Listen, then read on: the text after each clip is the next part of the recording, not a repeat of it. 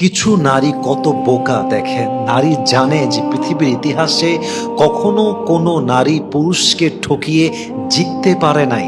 আসলে যারা মানুষকে ঠকায় তারা সাময়িক জিতলেও তারা আসলে জিতে নাই, তারা আসলে হেরে গিয়েছে। ঠিক কিনা বলেন? মাথায় রাখবেন, আপনি যাকে আঘাত দিচ্ছেন, যাকে আপনি ঠকাচ্ছেন, আসলে তাকে আপনি ঠকাচ্ছেন না, বরং তাকে ঠকাবার নাম করে আপনি নিজেই প্রত্যেক দিন ঠকতেছেন। ঠিক কিনা বলেন? আল্লামা ইকবাল খুব সুন্দর করে লিখেছেন, ধোকা চাহে जो भी दे दर्द हमेशा एक जैसा ही होता है।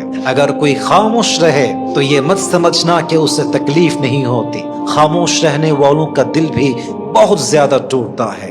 अल्लाह सब कुछ सुनता है, चाहे कोई कुछ भी ना बोले। इंसाफ जरूर आता है अगरचे वक्त थोड़ा सा देर होता है। और मेरे दोस्त, अगर किसी को धोखा देते हो तो बद्दुआ से जरूर डरना, क्योंकि बद्दुआ वो तीर है जो सीधा अर्श तक जाता है, फिर वो लौटता है मगर खाली हाथ कभी नहीं लौटता। অতএব যখন কাউকে ধোকা দিচ্ছেন, মাথায় রাখবেন আজকে ঠকাচ্ছেন, আগামীতে আপনাকে কেউ না কেউ এমন ভাবে ঠকাবে আপনার পুরো জীবনটাই ধূলিসাৎ হয়ে যেতে পারে। ঠিক কিনা বলেন?